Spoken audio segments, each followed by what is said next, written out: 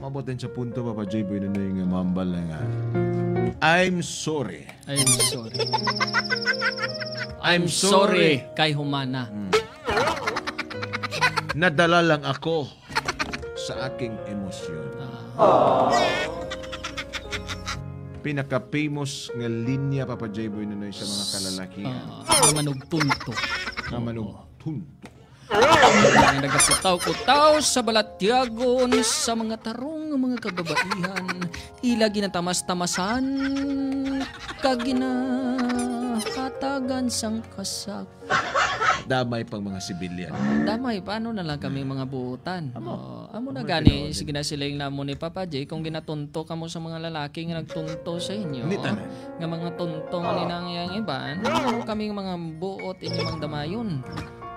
Kami isang una nag-aakuan sa inyo. Hindi ka mo.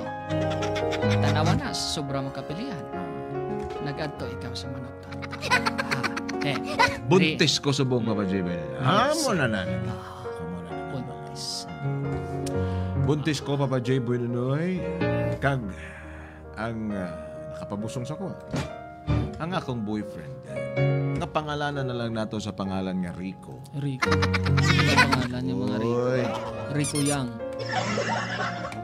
Boliliaso kang bata. Rico. Galibog lang nga akong ulo sa buong Papa J. Boy Nunoy.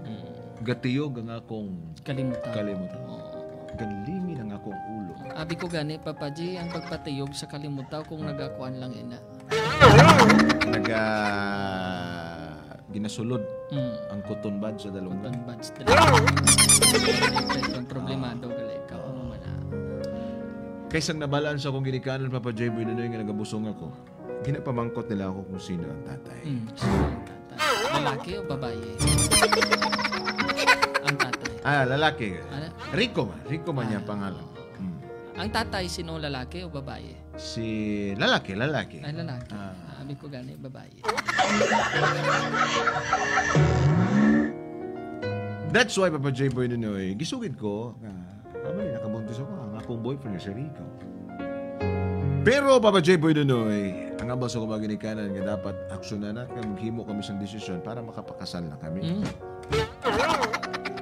Pero sang gistorya ko si Rico, Papa J. Boy Nunoy, ang iyang hambal, nadalala siya sa emosyon, nga nahimo niya itong mabutang to, nadalala siya, Papa J. Boy Nunoy, sa gitawag og kauhaw. Di ko nuhaw ka, tani nag-inom ka. Sige, putos-putos mo man na kuan. That's why, Papa J. Boy Nunoy, di pamangkot ko siya kung willing ba siyang panagutan ang iyang nahimo. Ang hambal niya, Papa J. Boy Nunoy, kaya kong panagutan ang bata. Ang pero nanay. Walay assurance daw, Papa J. Boy Nunoy, nga mapakasal siya. Uy. Huwag tularan. Huwag tularan. Masisira ang buhay mo. Oo, Papa J. Boy Nunoy, nasakitan gina ko. Why malang sa Papa J. Boy Nunoy naghambal nga preparahan lang ang sana mo. Bago may magsulod kung magplano magpakasal. Basta ang hambal niya, Papa J. Boy Nunoy, kaya niyang panagutan ang bata. Ang nanay. Ang nanay, never mind. Ganun mo sa earth. Ang mga klasik at mensahe. Kay dili pa daw siya preparado, Papa J. Boy Nunoy, kay damo pa daw siya plano sa iyang kabuhi. Kung kamo lang, Papa J. Boy Nunoy, sundo ng gusto niya o hindi. Nasa mo ka. Tsakon lang siguro. Ano? Hindi ka na ikaw hindi maglagasin ka na. Klasik ka na. Ginaguba niya lang ang imong botoro.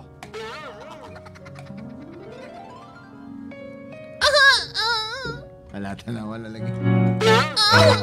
Wala lagi. Naipit na po yung Koreana. Naipit na po yung Koreana.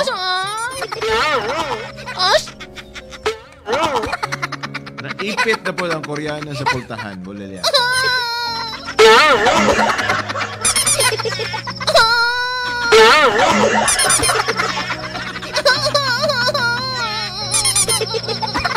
Nasakitan nga Koreana. Nasakitan Maya.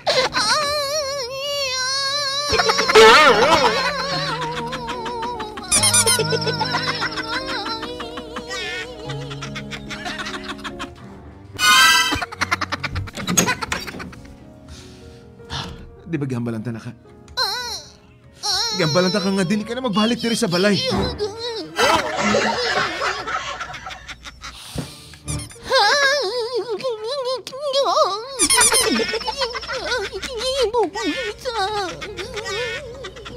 Grabe.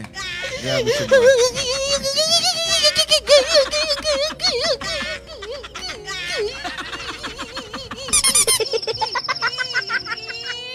Patay na mataan na tanaw. Ang bago sa imo, hindi mo pag-shoot. Shoot.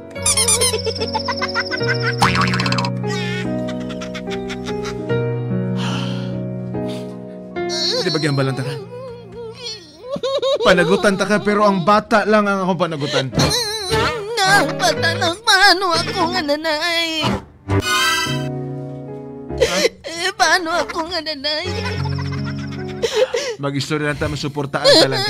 Hindi mabuhay ang bata kung wala akong nanay.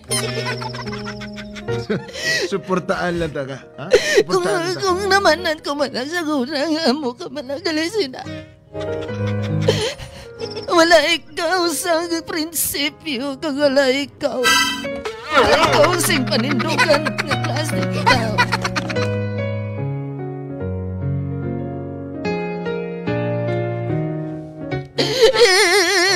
Mayo pa si Maring Lablab. Kasal na.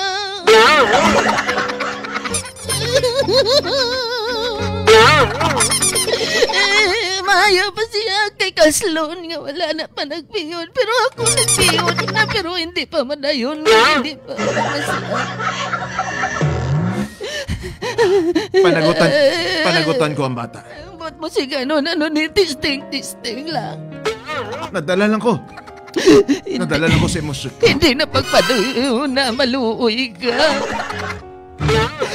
Kaysa tagsa ka tinaga nga nagagawa sa imo ba nagakahatag sa kasakit para sa ako.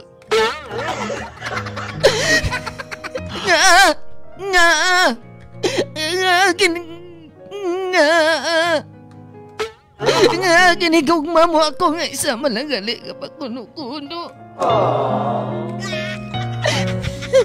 Kasakit. Napakasakit. Napakasakit ko yan. Apang kung sa diin ka man makakanto, kag kung sa diin ka man makalabot. Panamdum malagay nga may isa kamabayi nga may nagpalanggas sa imo sang tampal. Once there was a love.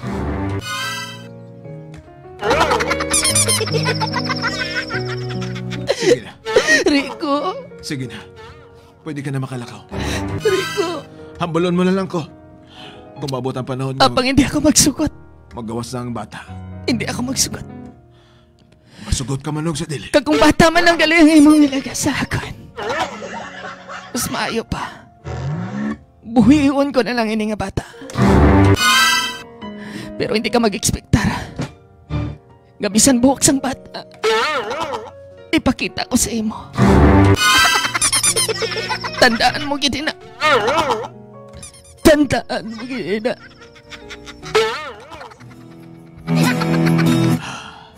Tandaan ko na. Tandaan mo gid na. Mapuli ako. Pwede ka na makalakaw. Mapuli ako sa Sikihora. Ara naman, ara naman. Mapuli ako sa Sikihora. Sabi naman. Sa lugar sa nga akong lola. Ano naman ang himuon yan? Ano? Antay ang himuon. Hindi ako magambal. Hindi ako magambal. Ihambal. Hindi ako magambal. Ihambal samtang nagapamati pa ako. Nga mahimuon ako sa imo. Pero sa pinakadlaw, Rico, tandaan mo. Maabot ang panahon. Ang ginhimo mo sa akon. Nga hindi maayo. Magabalik ina sa imo. Maabot ang panahon. Guyodon mo gid ang imo. Guyodon mo gid. Anong guyodo niya? Tandaan mo. Anong guyodo niya? Tandaan mo, Rico. Ihambal ko anong guyodo niya. Giyodon mo ng imong ginadala-dala. Tandaan mo, Ibig sabihin mo lamang na abot sa yuta. Patay na. sobra pa dyan. Sobra pa dyan. Patay ka, Rico. Amo na, Patay ka, Rico. amo na ginapalanggag ka mo nga, ginaampangan niyo man ang kabigin ko ba mo nga akong puturo. Bantay ka, Rico ka. Teksan ko si lola ko.